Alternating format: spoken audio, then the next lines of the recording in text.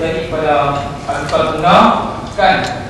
Karena sedikit aja ada punya kesalahan, terus dia kata oh inilah penulis menolak apa semua. Jadi saya rasanya adakah PAH akan apabila ditakdirkan pemerintah akan menuntut keterbukaan ini dan kritikan pada kerajaan. Maksud pemerintah kita proses kita sekarang dari pemerintah apa? Maksudnya pemerintah Malaysia. Putrajaya. Terima kasih. Perjumpaan ini saya terasa bahawa kita ini macam dah lewat, karena sebelum itu keluar satu pernyataan daripada blogger Bina Muslim daripada tinjauan dia menyebutkan bahawa blogger pembantang ini, pakatan ini sudah mula menurun anggotanya. Dan ada kajian-kajian dibuat dalam Malaysia tersebut bahawa penurunan peminat blogger pembantang ini sudah agak turun jatuh pada.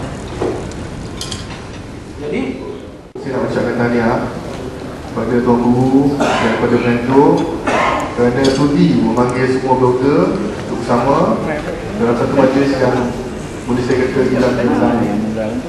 Dan saya akan sangat syukur kalau Presiden PAS pun boleh buat program seumpama. Okay, soalan saya yang pertama, dalam isu royalti minyak di Kelantan, mengapa saya tak ada perkembangan lagi? Apa perkembangan terbaru mengenai royalti minyak? Dan apa yang saya nampak dari Kelantan, dari teropong ke Kelantan, apa yang kita nampak hanya segelintir ataupun satu dua royalti saja yang nampak berusaha ke arah petroleum isi minyak di Kelantan. Dan penerangan pun kurang dari segi untuk minyaknya. Okey, itu soalan pertama. Saya harap YB yang lain pun turut serta untuk menggerakkan serangan untuk dapatkan royalti ini, termasuklah YB Isco yang lain. Okay. Soalan saya yang kedua pasal pilihan raya tingkat Kalas. Sebelum pilihan raya ada mula-mula nak meletakkan calon pesta, calon orang asli di Kalas. Tapi akhirnya bukan calon orang asli yang diletakkan, sedangkan kita ada 5 pos di orang asli di Kalas. Saya berpendapat kalau waktu itu diletakkan calon orang asli, kita pasti akan dapat grab undi orang asli dan membuka satu lembaran sejarah dalam PAS, terutama di Kelantan. Okay, terima kasih. Assalamualaikum. Nota merah. Okey. Pertama saya mengucapkan tahniah.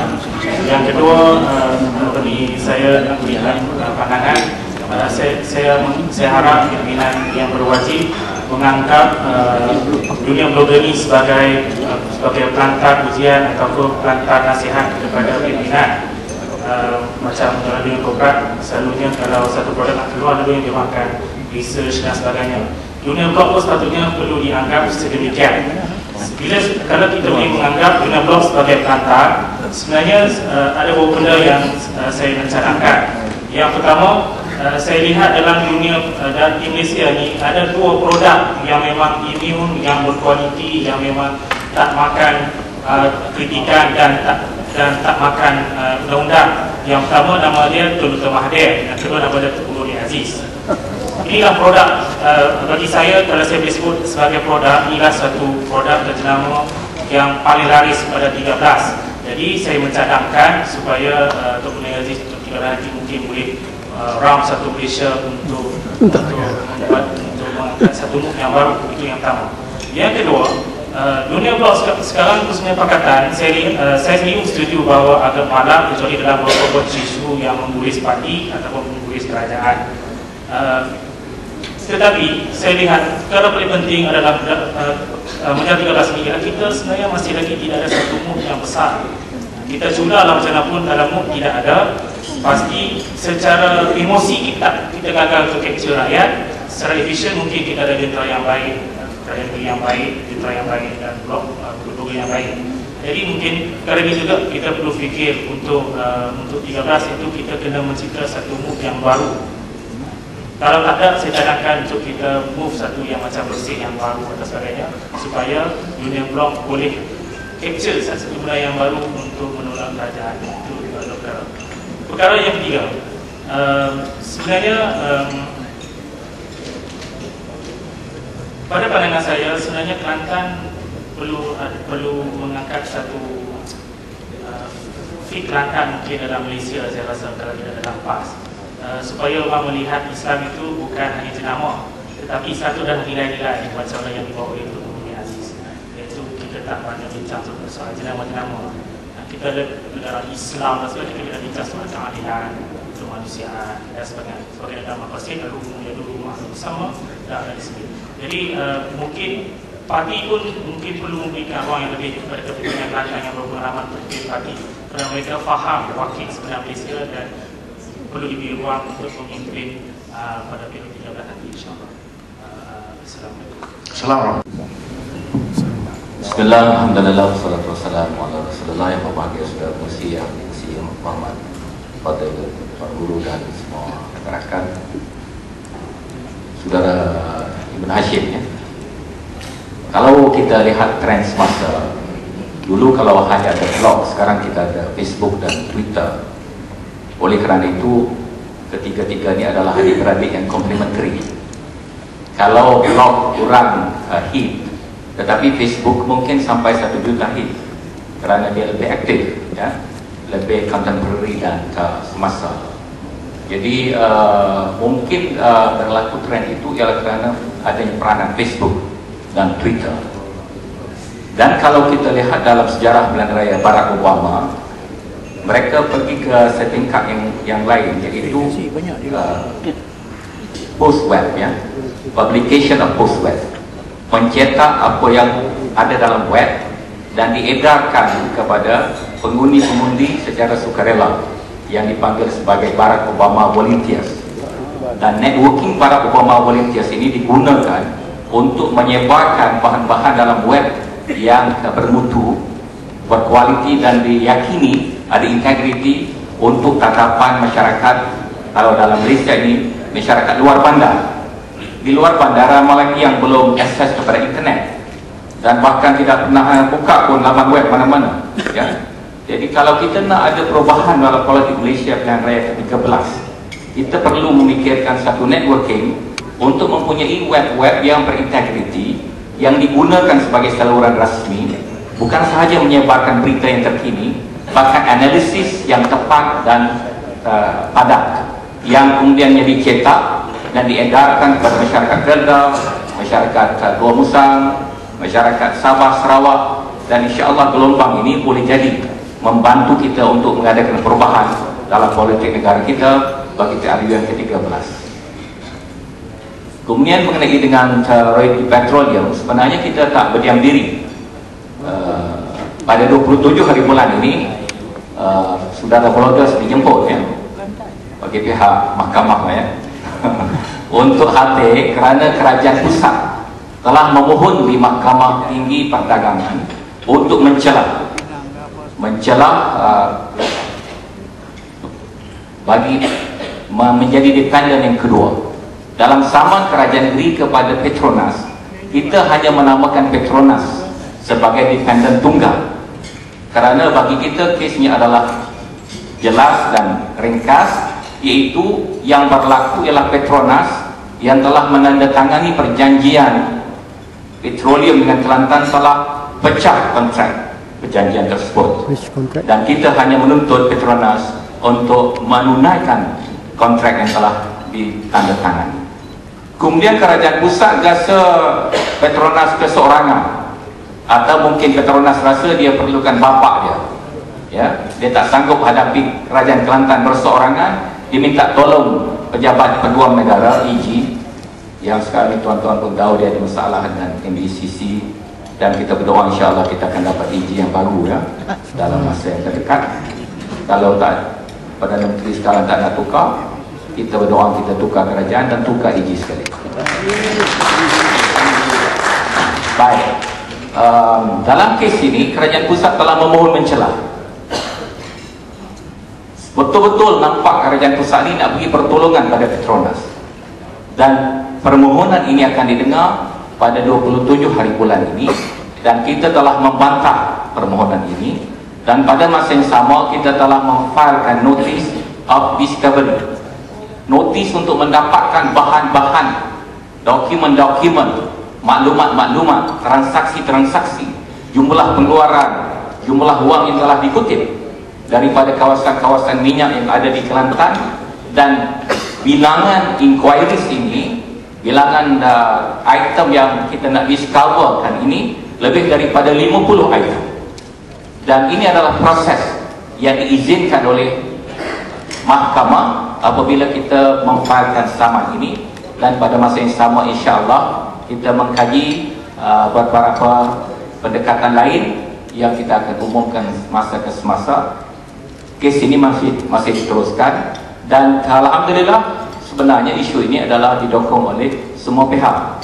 Cuma oleh kerana isu ini agak teknikal, jadi setengah rakan yang lain lebih memberikan kepercayaan kepada saya dan rakan-rakan, termasuk Datuk Taqiyuddin juga ada dalam komiti ini untuk menguruskan isu ini sampai ke peringkat kita mendapat apa yang kita uhud. Kita bukan nak jadikan ini sebagai isu politik semata-mata, tetapi yang lebih penting ialah menjaga amanah rakyat Kelantan. Dan seperti kalau tuan-tuan blogger, saudara blogger hadir pada hari kita memfilekan saman tersebut, Yang Muhammad Tuan Guru telah memberi ucapan ringkas di tangga masjid wilayah persekutuan, dan pada waktu itu rakan-rakan blogger dan wartawan bukan Islam juga hadir. Tapi nasib baik kisah Malaysia mungkin tak teringat nak sedang masa itu, wartawan bukan Islam pun naik ke masjid pada hari itu, dan juga blogger-blogger bukan Islam naik ke masjid. Islam Malaysia mungkin terlupa nak bangkitkan isu ini. Dan pada waktu itu Tuan Guru telah menyatakan bahawa isu royalti adalah isu amanah, dan beliau Tuan Guru sendiri adalah pemegang amanah yang utama bagi rakyat Kelantan pada waktu ini, dan kita menuntut ini atas dasar amanah yang perlu dikembalikan kepada rakyat Kelantan. Bahkan dalam isu ini, pada pendapat saya dan pendapat kita, jika sekiranya ada perubahan politik dalam negara kita perlu kaji semula peratusan royalti itu sendiri. Kalau di Indonesia, perkara ini telah pun dikaji. Sabah, Sarawak, Kelantan, Terengganu, kalau boleh esok mungkin Pahang juga ada, Johor pun boleh jadi akan ada satu hari. Mungkin kita boleh letakkan royalti itu adalah 20% bagi negeri-negeri yang ada pengeluaran minyak. Dan saya rasa ini satu daripada perkara yang saudara blogger boleh kemukakan dalam polemik para bloggers. Dan terakhir, saya rasa soalan dah tak adalah lepas ni. Perdana Presiden Tunisia dah lain keluar negara pada Januari 2011. Saya berharap ini adalah permulaan ketua-ketua kerajaan akan lari daripada negara masing-masing kerana kebangkitan rakyat. Kalau saudara pergi ke Tunisia, satu daripada sebab mengapa rakyat begitu marah ialah kerana orang-orang muda tidak mempunyai peluang pekerjaan. Mereka hanya jadi kutu rayau di jalanan kerana kekayaan negara Tunisia telah dikaut oleh elit-elit politik yang berkuasa, menyebabkan rakyat terbanyak menjadi mangsa. Dan hari ini KUAM telah dihapuskan, harga minyak naik, harga gula naik, minyak masak tak ada, harga gas naik, seluruh kos hidup naik, bawang naik RM9 1 kilo bawang putih. Nak goreng mie, goreng nasi goreng, semua telah naik. Kesedaran seperti ini adalah bahan-bahan yang begitu banyak untuk saudara-saudara bangkitkan dalam blog saudara-saudara. Dan kita, saya rasa konsensus kita pada hari ini ialah negara kita pada waktu ini memerlukan perubahan untuk kebaikan kita bersama. Sekian, Assalamualaikum warahmatullahi wabarakatuh.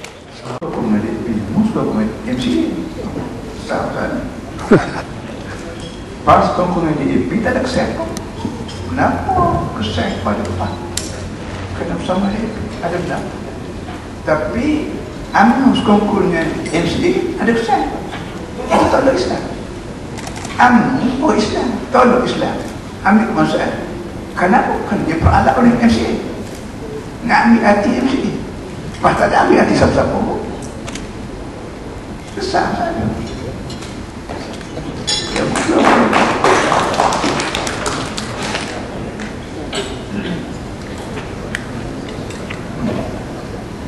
Assalamualaikum. Saya adalah pembangun. Adakah benar YDP STB yang datang dari golongan UMNO, dan apakah akan didengarkan daripada keagamaan Kelantan sebelum ini berlaku seperti kes SUK sama? Terima kasih.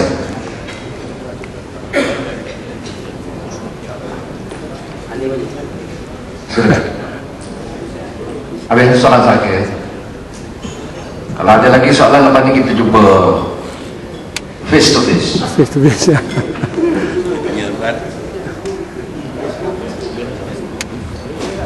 Sila jawab. Terima kasih kepada saudara Zami. Saya pun tak tahu ni orang panggil this is news. Mana satu perkara yang saya pun terkejut juga. Mana mari YDP MPKB UMNO ni. YDP Majlis Perbadaran Kota Baru Bandaran Islam bermula daripada beberapa tahun yang lalu adalah dilantik dari kalangan pegawai takbir negeri Kelantan.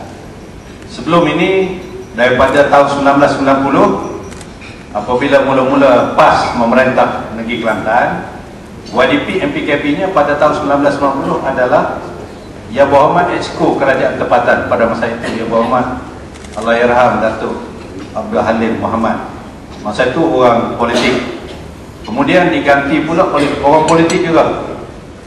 Yang Berhormat pada masa itu Allahyarham Haji Razak Yaakob, kemudian Allahyarham Haji Hussein Ahmad, dan yang terakhirnya masa itu Yang Berhormat Tuan Haji Ramli Abu Bakar. Itu 4 orang yang dipetua Majlis Bandar Kota Baru daripada wakil rakyat.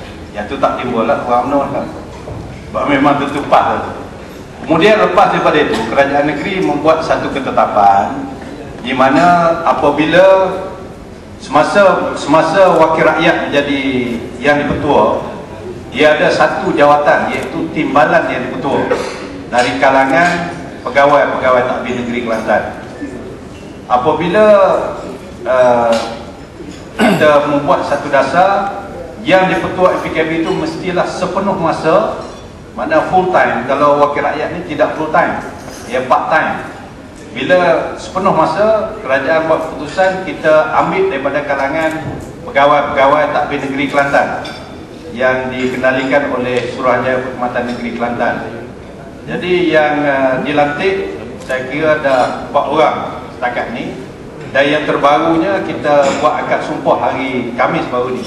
Hari Rabu, Exco yang melantik yang dipetua MPKB mengikut undang-undang adalah pihak berkuasa negeri.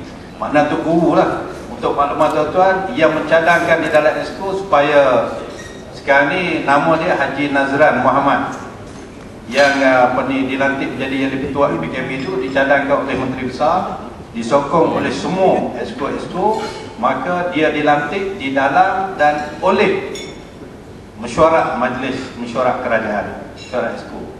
Dan pada hari Rabu dilantik, hari Khamis tu akad sumpah. Dan pelantikan ini pun diperkenankan oleh Waduli Yang Maha Mulia Sultan Kelantan sebagai seorang pegawai takbir. Yang lantiknya adalah kerajaan negeri. Jadi kalau saudara nak kata, saya tak tahulah dia punya background politik tu, tapi tak nampak lah dia terlibat dalam politik tu. Kalau nak kata UMNO ke tak tahulah, wallahualam. Tapi kalau ada maklumat yang itu saya tak tahu.